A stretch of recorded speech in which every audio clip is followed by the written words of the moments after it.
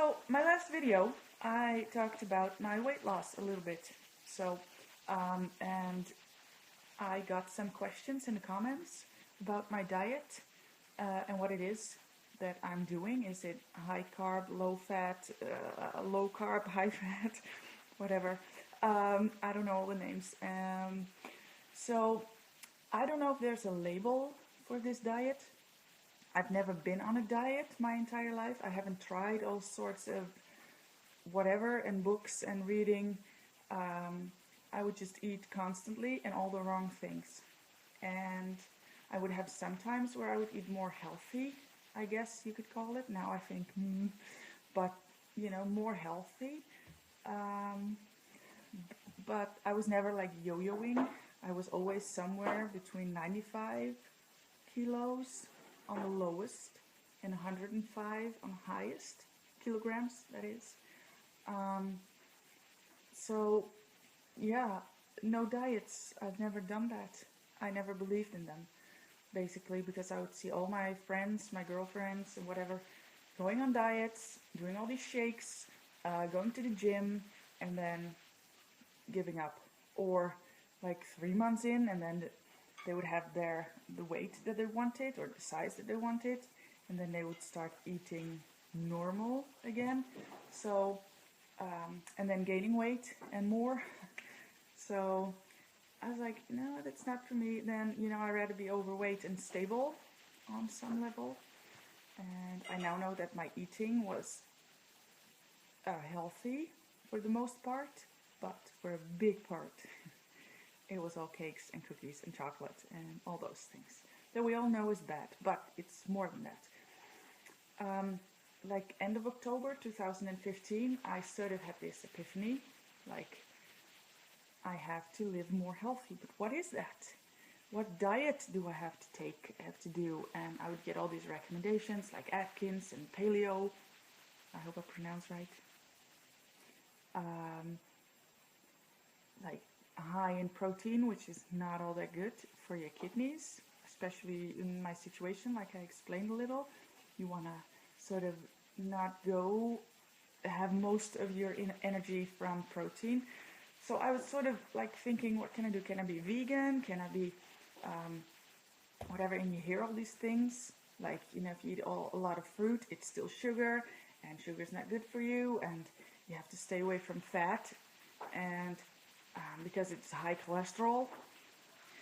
So all these, there are all these voices, and don't know what to do. And then I found the 5-2 diet, which means you eat normal for 5 days and then you fast for 2 days, however you want to do that. And that actually could work for me, but I don't have 2 days a week where I can fast and slow down. And I've tried it for 1 day and it felt really good, like halfway through the day, where I would start to burn my fat. And I was like, I did 24 hours with no food, just tea, water, that was it. I guess maybe I did have 1 cup of coffee, I don't know, don't really remember, but no food in me. And that was like unthinkable, me not eating, right? But I did it for 1 day. It was like 24 hours of not eating. I'm not promoting stop eating, no, nothing like that. Nurture your body, okay? Do that. But then, some evening, my boyfriend was watching our TV show, and I was doing something, I don't know, in the kitchen or somewhere else, and he said, come, listen to this. And there was a doctor on this talk show, which is a Belgian doctor and scientist, a medical doctor and scientist who studied aging in people. Why do we age? Why do we get old age diseases? Pardon my English here and there. Like heart disease, Alzheimer's, and high cholesterol, and type 2 diabetes. I think, on top of my head, those are the major things. And he kept studying it, and since the age of 17, and he kept coming back to food. That was always the answer, but in his you know, training in university, medical training and everything, food is like this, yeah, you know, it's not that important. Of course, you have to eat healthy and tell your patients eat healthy, and that was it. There was not a lot of room for that.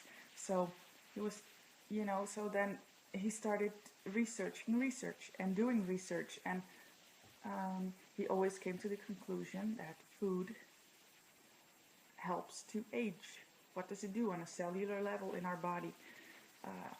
And so he always came back to sugar is what ages, and high protein, and especially animal protein, is what helps to age our body. What is fat? What kinds of fats are there? What do they do to your blood, to your metabolism and everything? So I went to the library, got his book, which is called kind of like the Food Hourglass, I guess. And basically, it's not like a diet book, but it tells you the macronutrients like carbohydrates, protein, and fat, and what it does in your body. And that's it. And what we have here, we have this sort of advice on healthy eating, and it's made up of a triangle. I'm going to insert a picture here so you know what I mean.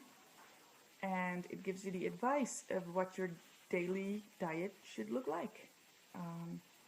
And it is a very high in carb based diet, like bread and potatoes and rice and pasta. And so what he did, he was like, but carbs are not all that good. I'm not going to get into too much detail of the book.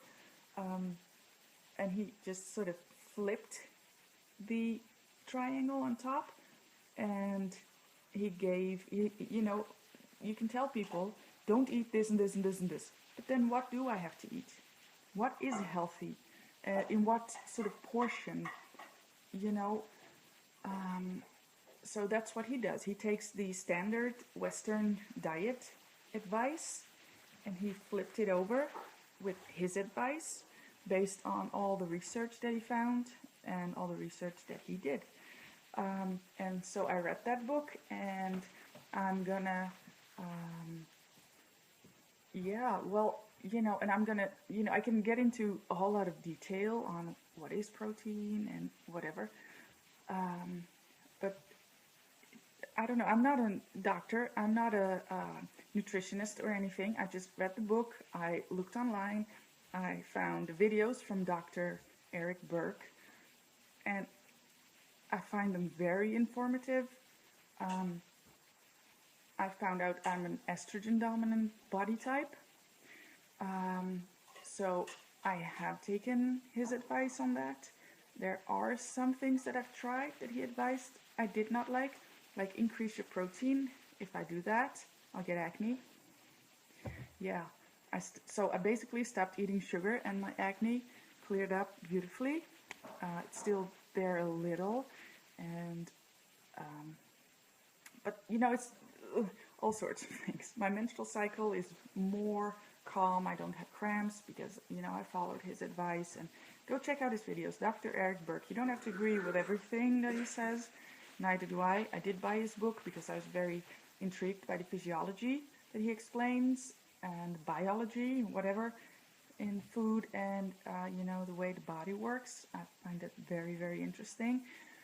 So based on all that information, I took the time, like a couple of weeks, to really look, what do I eat in a day? What do I buy in the supermarket, and why do I buy it? And that's how I found out that there is marketing, 100% natural. Well, tobacco is 100% natural. Okay? So many things are 100% natural and very, very toxic. You know, that's advertising. You think, oh, it's 100% natural. It must be good for me. Sugar-free. Yeah. Look how many carbs are in sugar-free products. Don't look at the marketing. Don't look at the packaging like pretty and persuading you to buy stuff, food. Turn it around. Look at the label and read the ingredient list. And, you know, So that's what I did. I took my time in the supermarket, a couple of evenings, and I just looked at labels, looked at products, and I looked online because I wanted to buy the stevia for sweetener, and it actually contains 95% of maltodextrin. I don't know what that is. I did not know what that is. Do you know what that is? I looked up online what is maltodextrin. If you dissolve it in water, which you would do with sweetener, because you put it in your tea, or in maybe you make some cake or something, instead of sugar you use some stevia sweetener, so it gets dissolved. What does it become? Glucose syrup. So they have all these fancy words for all sorts of sugars or carbs or whatever, which are not the sugar, like sucrose. That's the stuff, the white crystal stuff that you have on the table, that you put a scoop in your coffee. That literally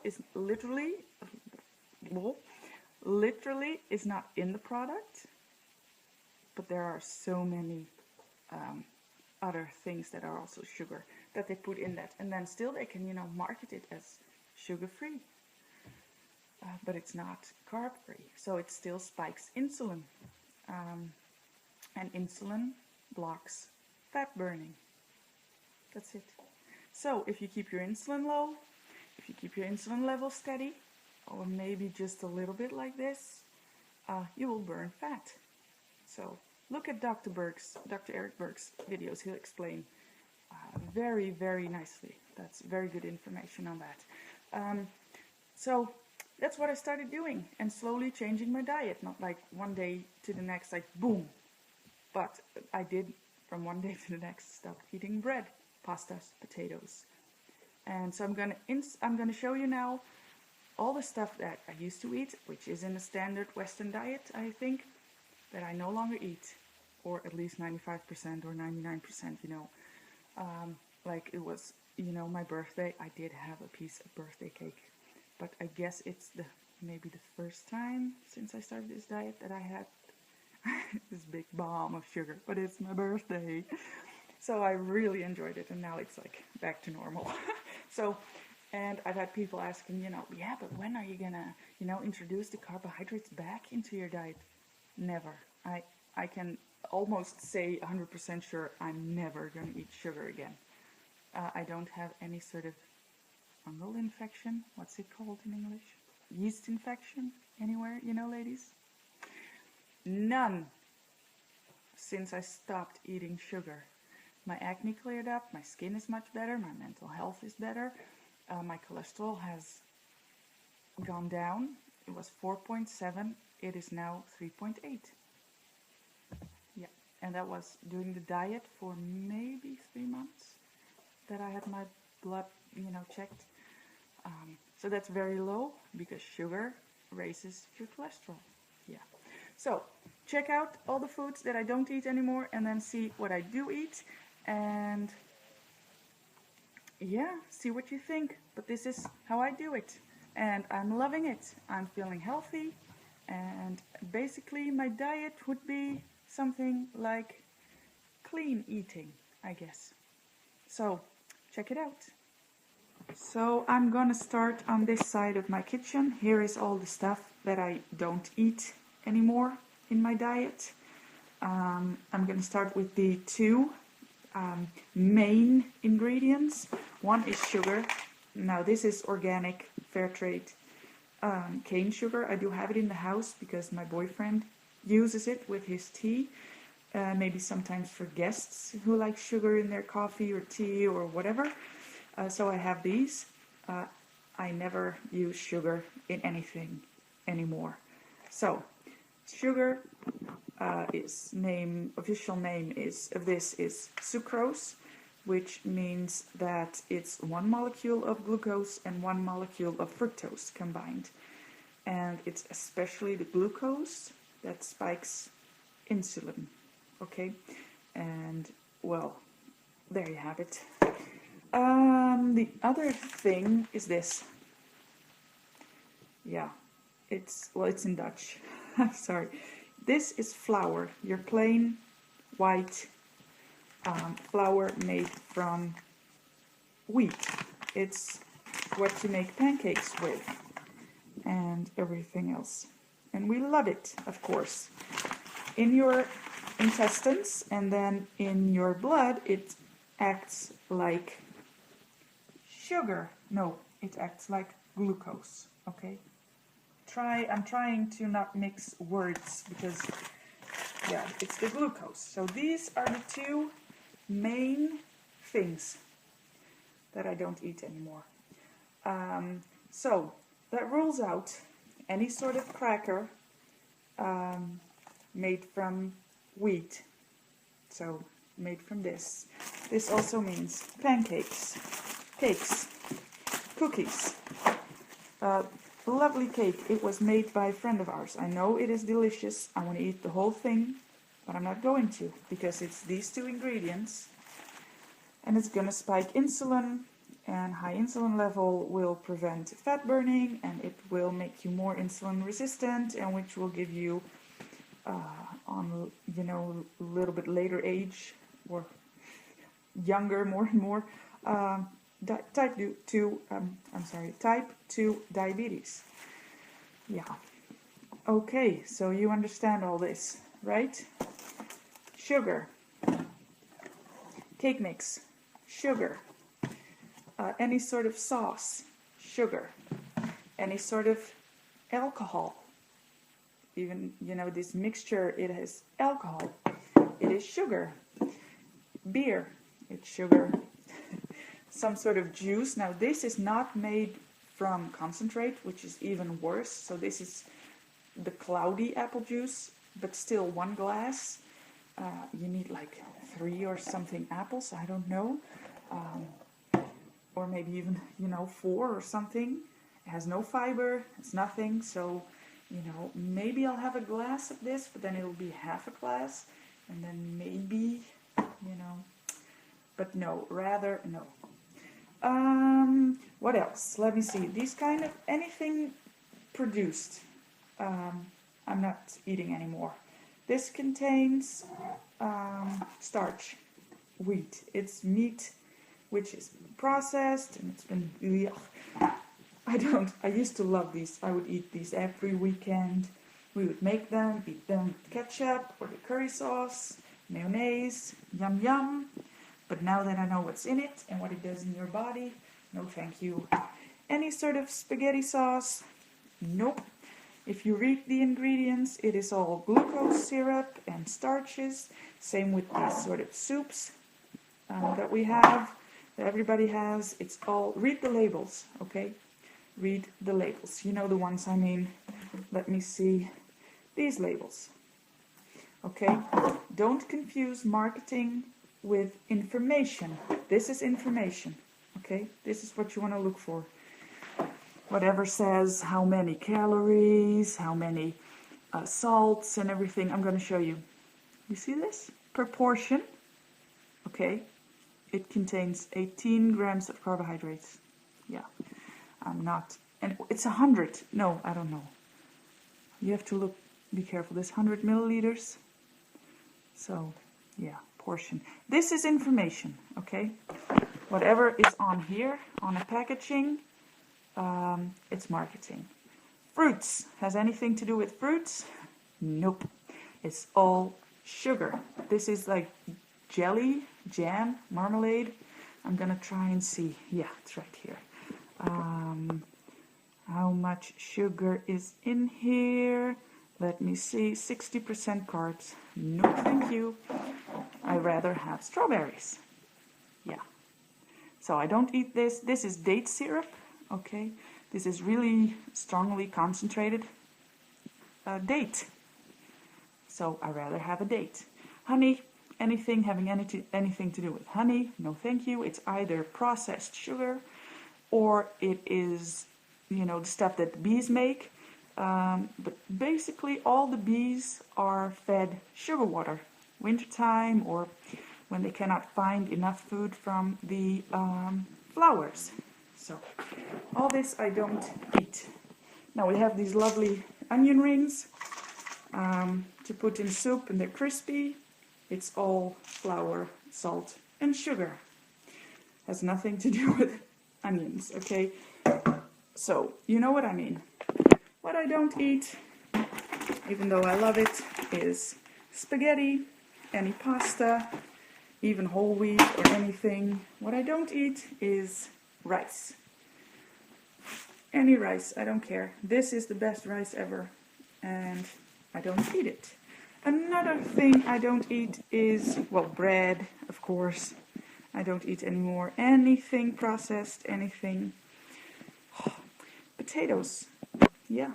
Plain, simple, yellow, white potatoes I don't eat anymore. And I don't miss them at all. I thought I would, but I don't. It's all starch. What else is all starch? I'm going to show you. Corn. Popcorn, fresh corn, anything corn. I don't eat anymore. It's all starch. So, of course, with potato comes potato chips. And what's even worse, it's Pringles. I don't eat. Now, did I show this already? I don't know. Porridge, it's made with rice and wheat. You mix it with milk, you heat it up. Delicious. No, thank you. This is actually, it's granola. Or cereal, breakfast cereal. I don't eat anymore. And this is the healthier version, but it's made from wheat, and wheat has been manipulated genetically, whatever you call it. It's pure sugar. It has a very high GI. Don't eat it. Another thing is these kind of salads. They're delicious. They contain glucose, so no thank you. It's been processed. Yeah. I'm done with that. So, to give you a little overview, basically the three basic things, it's flour, it's sugar, anything glucose, sugar, and potatoes. I don't eat anymore. Now let's move over to the other side. I'm going to show you what I do eat. So, we've moved to the other side. This is my kitchen table, and I have put stuff on there that I use on a daily basis. This is what I eat, and it's, you know, of course there's more, but I don't have it in the house right now. So it's what I have around the house that I'm going to show you a little bit what I eat. Okay, let me see. I'm going to start over here. I have some organic full-fat yogurt, which I just found out yogurt actually spikes insulin. So I don't know how much I'm going to eat of this on a daily or even a weekly basis.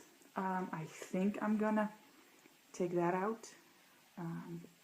I have used soy yogurt, which I love, but it does contain lots of sugar, and it's soy, and I'm sort of estrogen dominant body type, I found out. So this is sort of on the edge of being removed from my diet. It's not that I eat it now on a daily basis. I eat it once a week, maybe in the weekend. I'll have a bowl of this with some fruit in it. So, okay. Cream cheese, probably same category as the yogurt. I don't know.